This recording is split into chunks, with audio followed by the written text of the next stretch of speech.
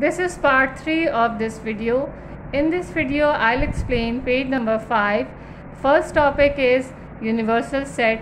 What is a universal set? A set which contains number of elements is denoted by U. एक ऐसा set जिसमें बहुत सारे elements हों उसे हम यूनिवर्सल सेट कहते हैं और U से डिनोट करते हैं. Universal set is the super set of every other set. Universal set जो होता है बाकी जो दूसरे सेट्स होते हैं उनका सुपर सेट होता है, इसलिए कि जो बाकी सेट्स गिवन होते हैं उनके सारे एलिमेंट्स भी उस सेट में मौजूद होते हैं. For example U is equals to ABCDE and its end on Z. This is the set of English alphabet. X is equals to AEIOU. These are vowels and vowels are also English alphabets. Y is equals to BDFL. BDFL are consonants and also English alphabets. Now, all the elements of set X, A, E, I, O, U are present in this set U. Why? Because all the alphabets are written here. So, A, E, I, O, U must be present in this set. U में U का जो set है वो English alphabets का है जिसमें A से लेकर Z तक तमाम अल्फ़ाबेट्स आपको गिवन है, जिसमें जो सेट X के A, E, I, O, U है वो भी शामिल होंगे. And Y is equals to BDFL और Y के जो एलिमेंट्स हैं BDFL, ये BDFL भी इस U सेट में प्रेजेंट होंगे जो कि इंग्लिश अल्फ़ाबेट्स का है जिसमें इंग्लिश के सारे अल्फ़ाबेट्स गिवन हैं. इसलिए then A is the universal set because X is the proper subset of U. A जो होगा वो यूनिवर्सल सेट होगा क्योंकि X जो है वो A का इस U सेट का प्रॉपर सबसेट है और Y भी U का प्रॉपर सबसेट है बिकॉज Y के एलिमेंट्स भी U में प्रेजेंट हैं. Now union of sets. Union of two sets is the set which contains all the elements of both the sets. Symbol for union is this. Now what does this mean? जब हम किसी दो set को मिलाकर एक set बनाएंगे तो उस सेट में उन दोनों सेट के एलिमेंट्स लिखे होंगे और हम उसको इस सिंबल से डिनोट करेंगे. एग्जाम्पल देखते हैं. If D is equals to 5, 10 and 15. एक सेट है D जिसके एलिमेंट्स हैं 5, 10 and 15. And F is equals to 1, 2, 3 और F के एलिमेंट्स हैं 1, 2, 3. देन D यूनियन F, जब हम D और U को आपस में मिलाएंगे, D यूनियन F करेंगे तो इसमें क्या होगा, D के एलिमेंट्स और F के एलिमेंट्स को हम आपस में मिलाकर लिख देंगे. लेकिन उसको मिलाकर लिखेंगे हम कैसे, जो स्मॉलर नंबर्स हैं वो पहले आ जाएंगे और जो बिगर हैं वो बाद में. लाइक 1, 2, 3 पहले हम लिखेंगे 1, 2, 3, उसके बाद 5, 10, 11, 5, 10, 11 और फिर ये एक इसका यूनियन बन जाएगा जिसको हम D यूनियन F कहेंगे. दोनों सेट्स को हम कंबाइन करके जब लिखते हैं तो हम उसको कहते हैं यूनियन ऑफ सेट्स. जैसे ये दो सेट्स का यूनियन है D और F सेट का, तो हम इसको कहेंगे D यूनियन F और इन दोनों के एलिमेंट्स को हम कंबाइन करके लिखेंगे, लेकिन ऑर्डर में करेंगे, सीक्वेंस में लिखेंगे. 1, 2, 3 जो हैं वो पहले आते हैं नंबर्स में, इसलिए हम 1, 2, 3 को पहले लिखेंगे और फिर बाद में हम लिखेंगे 5, 10 and 15. Let's take another example of union of sets. ये एक और एग्जाम्पल से आपको मैं इसको एक्सप्लेन फर्दर करूँगी कि ये कैसे होता है. If A is equals to 4, 6, 8 and 10. एक सेट A है जिसमें कौन कौन से नंबर्स गिवन हैं, 4, 6, 8 and 10. And the other set is B and the numbers given और the elements of this set is 2, 3, 4 and 5. जो B सेट के एलिमेंट्स हैं वो क्या क्या हैं, 2, 3, 4 and 5. Now what we have to do, we have to do A union B. हमें क्या फाइंड आउट करना है, A यूनियन B कैसे होगा.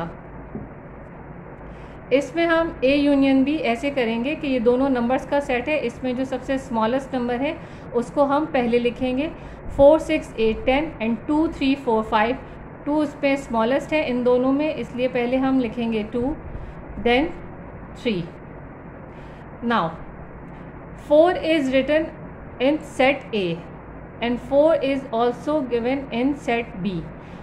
सेट A में भी 4 है और सेट B में भी 4 है। इट मीन्स कि हम इसको एक बार लिखेंगे, 2 बार नहीं लिखेंगे, ठीक है। Then 5 6 8 and 10। तो this is the answer of A union B।